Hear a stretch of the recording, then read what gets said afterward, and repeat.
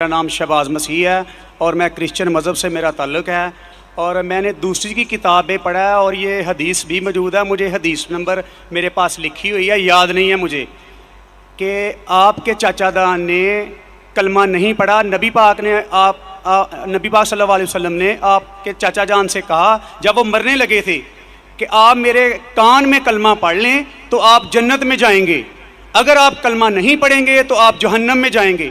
میرا آپ سے یہ سوال ہے، کیا آپ کا سارا خاندان، نبی پاک کے والدین، نبی پاک جب پیدا ہونے والے تھے تو 6 ماہ پہلے آپ کے والد فوت ہو گئے تھے، اور 6 سال بعد آپ کی والدہ، 40 سال بعد آپ کو نبوت ملی ہے. میرا آپ سے یہ سوال ہے کہ کیا نبی پاک کے چاچا جان اور والدین جنت میں جائیں گے یا جہنم میں؟ نہیں یہ سوال ہے نا بیٹا.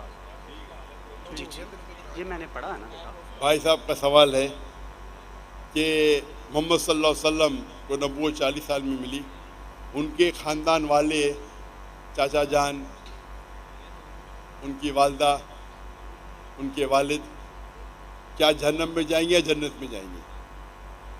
جو تحقیق کرنے کے بعد ہمیں پتہ لگتا ہے، ان کے خاندان والے کوئی بھی ہو، چاہے والد ہو، والدہ ہو، چاچا ہو، چاچی ہو، بہن ہو، بھائی ہو، اگر توحید پہ ہے اور شرک نہیں کرتے تو انشاءاللہ وہ جنت میں جائیں گے.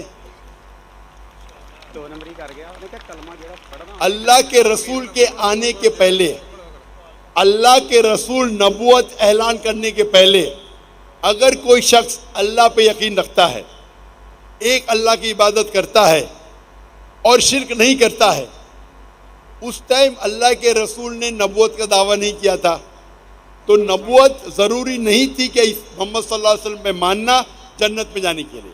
اس وقت آپ کو ماننا چاہیے کہ اللہ ایک ہے، اللہ کے ساتھ کسی کو شریک نہیں کرنا چاہیے. اس وقت کے پیغمبر، اگر وہ دور تھا عیسیٰ علیہ السلام کا تو آپ کو ماننا چاہیے عیسیٰ علیہ السلام پیغمبر ہے. اگر وہ دور تھا موسیٰ علیہ السلام کا تو ماننا چاہیے موسیٰ علیہ السلام پیغمبر ہے. اگر کوئی دوسرا دور تھا، لیکن لازم ہے کہ آپ کو ماننا چاہیے کہ اللہ ایک ہے اور اس کے ساتھ کسی اور کو شریک نہیں کرنا چاہیے. تو آپ کس کی بھی تحقیق کرو، والد، والدہ، بھائی، بہن، جو بھی ہے، آپ نے جو ذکر کیا، تو اگر ان کے رشتہ دار، چاہے والد ہو یا والدہ، چاہے بھائی ہو یا بہن، چاہے چاچا ہو چاچی، کوئی بھی ہو، اگر شرک کرتے ہیں، ایک اللہ کی عبادت نہیں کرتے، تو وہ جنت میں نہیں جائیں گے، جہنم میں جائیں گے. آپ نے جو کہا، ایک حدیث کا ذکر کیا، آپ کو حوالہ نہیں پتا تھا، کیا ان کے چچا، آپ صحیح فرماتے ہیں، ان کے چچا ابو طالب، انہوں نے اللہ کے رسول کو پروٹیکٹ کیا، ان کو محفوظ رکھا دشمنوں سے، کیونکہ وہ اپنے قبیلے کے تھے.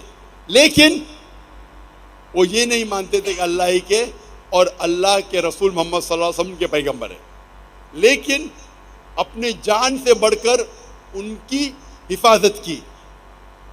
اسی لیے اللہ کے رسول چاہتے تھے کہ ان کے چچا اسلام قبول کرے، لیکن انہوں نے قبول نہیں کیا.